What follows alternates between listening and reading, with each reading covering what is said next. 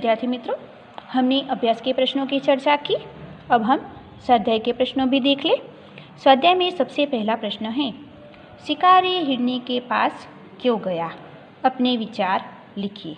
तो विद्यार्थी मित्रों, आपने दयालु शिकारी नाम की कहानी अच्छी तरह पढ़ ली है, तो आपको इस प्रश्न का उत्तर अपने विचार में लिखना है।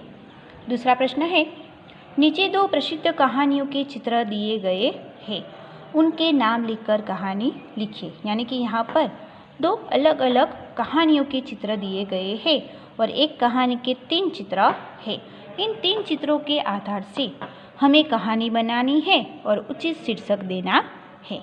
तो यहाँ पर सबसे पहला चित्र है, उसमें आप देख सकते हैं कि एक तालाब है, उसमें 2 हंस हैं और पास ही में कछुआ खड़ा हुआ नजर आ रहा है।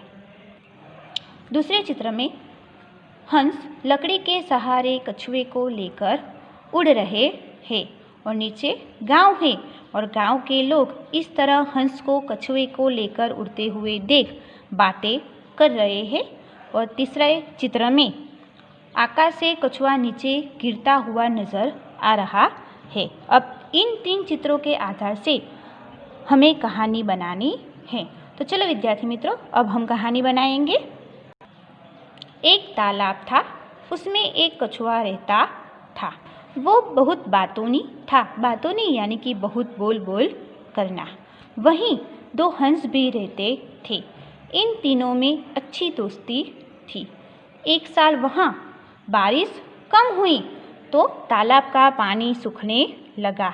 हंसों ने कछुए के साथ दूसरे तालाब पर जाने का निश्चय किया।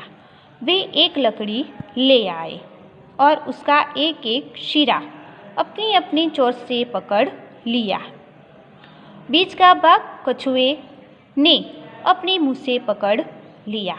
हंसों ने कछुए से कहा, भाई तुम रास्ते में बोलना मत, बोलोगे तो लकड़ी मुंह से छूट जाएगी और तुम नीचे गिर पड़ोगे। दोनों हंस कछुए को लेकर उड़ने लगे। रास्ते में एक गांव आया। गांव के लोग इस प्रकार कछुए को लेकर उड़ते हुए हंसों को देखने के लिए जमा होने लगे।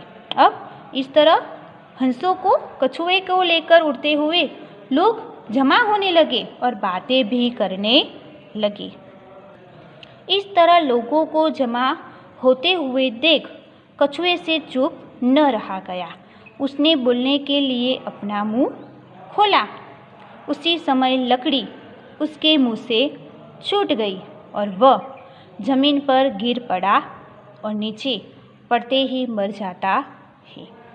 यानी विद्यार्थी मित्रों, बहुत बोलना भी बुरी आदत कहा जा सकता है। बहुत बोलना बुरी आदत है। इसके कारण बड़ा संकट हो सकता है, यहाँ तक कि जान भी जा सकती है।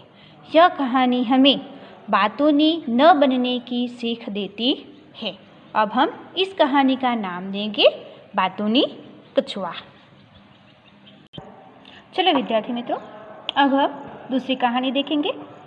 दूसरी कहानी में एक पेड़ की डाल पे कौवा बैठा हुआ नजर आ रहा है और दूर गांव है।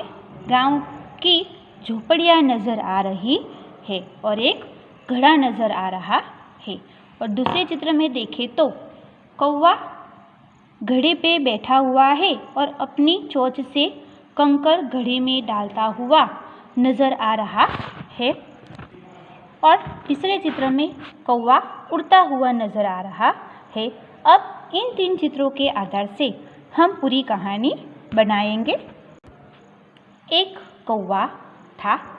एक दिन उसे बहुत प्यास लगती है। उसने इधर उधर बहुत जगह पानी की तलाश की, मगर उसे कहीं भी पानी मिलता नहीं है। आखिर उड़ते उड़ते उसे एक झोपड़ी के पास पानी का एक घड़ा नजर आता है। घड़े में देखा तो पानी बहुत कम था। अब वो क्या करे, उसकी चोंच तो पानी तक जाती ही नहीं थी। पानी बहुत नीचे था। कौवे की चोंच पानी तक पहुंच सकती नहीं थी, इसलिए उसने देखा कि घड़े के आसपास बहुत सारे कंकड़ पड़े हुए हैं, तो उसने अपनी बुद्धि का उपयोग किया।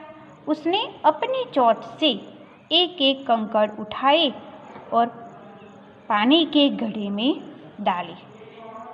अब कंकड़ डालने से पानी धीरे धीरे ऊपर आने लगा।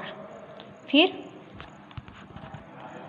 उसकी चोंच पानी तक पहुंच जाती है। उसने पेट भर पानी पिया और फिर उड़ जाता है। यानी कि मुसीबत आने पर हमें बहुत धीरज से काम लेना चाहिए और अपनी बुद्धि का उपयोग भी करना चाहिए। इस चित्रपाठ में बुद्धिमानी से कौवे ने घड़े में से पानी पिया, तो हमें भी मुसीबत आने पर चतुराई से काम लेना चाहिए। इस कहानी का हम नाम देंगे चतुर कौवा और दूसरा नाम देंगे बुद्धिमान कौवा।